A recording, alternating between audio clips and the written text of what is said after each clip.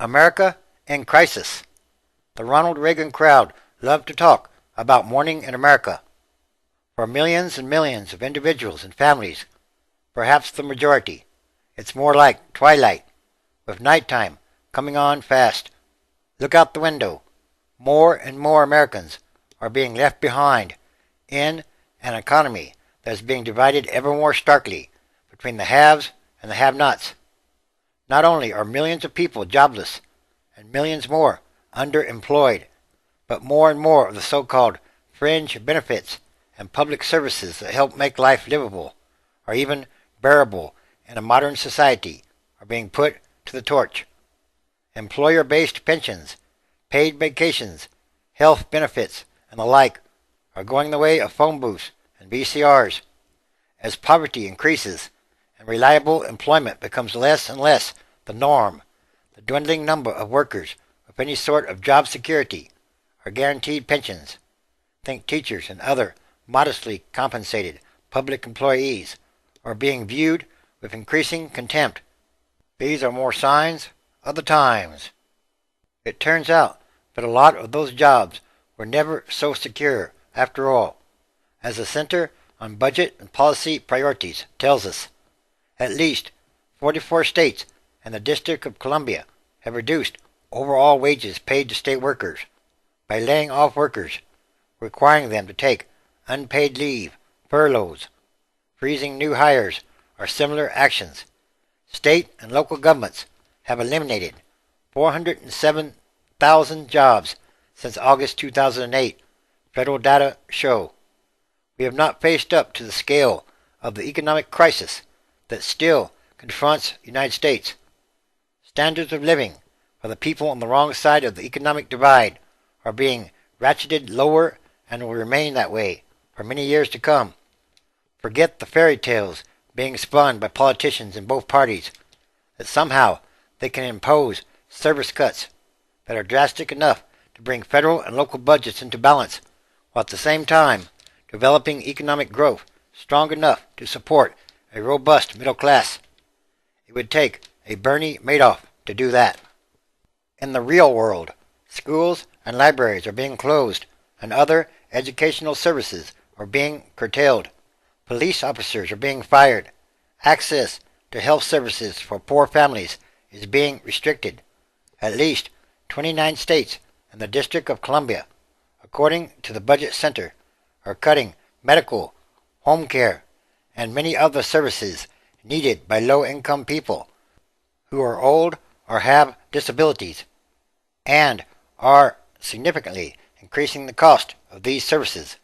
For a variety of reasons, there are not enough tax revenues being generated to pay for the basic public services that one would expect in an advanced country like the United States.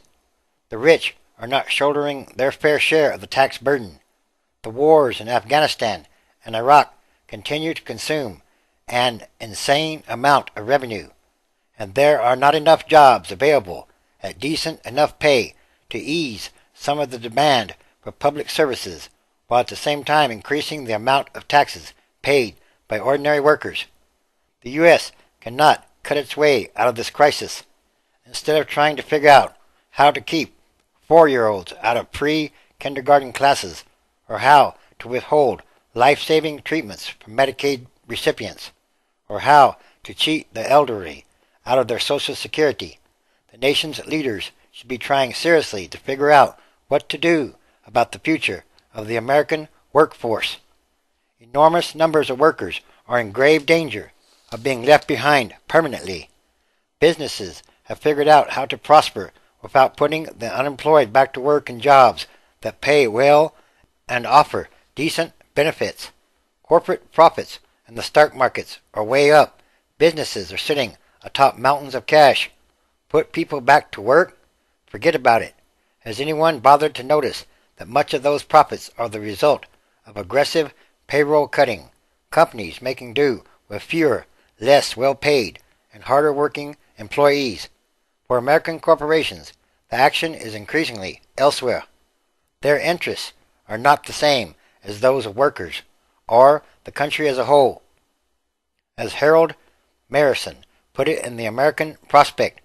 Our corporations don't need us anymore. Half their revenues come from abroad. Their products, increasingly, come from abroad as well. American workers are in a world of hurt. Anyone who thinks that politicians can improve this sorry state of affairs by cutting away or hacking away at Social Security, Medicare, and the public schools are great candidates for involuntary commitment. New ideas on a grand scale are needed. The United States can't prosper with so many of its citizens condemned to shrunken standards of living because they can't find adequate employment. Long-term joblessness is a recipe for societal destabilization. It should not be tolerated in a country with as much wealth as the United States. It's destructive, and it's wrong. Very wrong. In other words, America is in crisis. And this, too, is another sign of the times, the end times, transition days, which is a continuing day-by-day process.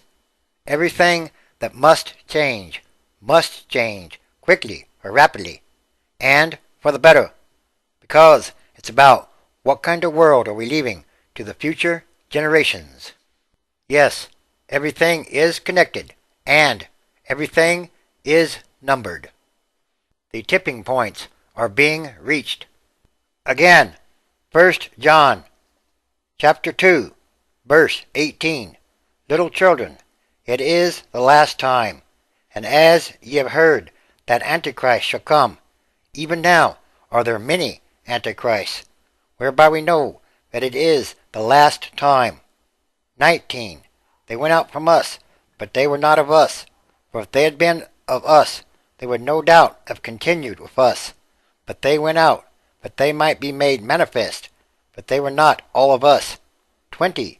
But ye have an unction from the Holy One, and ye know all things. 21. I have not spoken unto you, because ye know not the truth, but because ye know it, and that no lie is of the truth. 22. Who is a liar but he that denies that Jesus is the Christ? He is Antichrist, that denies the Father and the Son. 23. Whosoever denies the Son, the same has not the Father. But he that acknowledges the Son has the Father also. 24. Let that therefore abide in you, which ye have heard from the beginning. If that which ye have heard from the beginning shall remain in you, ye also shall continue in the Son and in the Father. 25. And this is the promise that he has promised us, even eternal life. Revelation chapter 8, verse 12. And the fourth angel sounded, and the third part of the sun was smitten, and the third part of the moon, and the third part of the stars, so as the third part of them was darkened, and the day shone not for a third part of it, and the night likewise.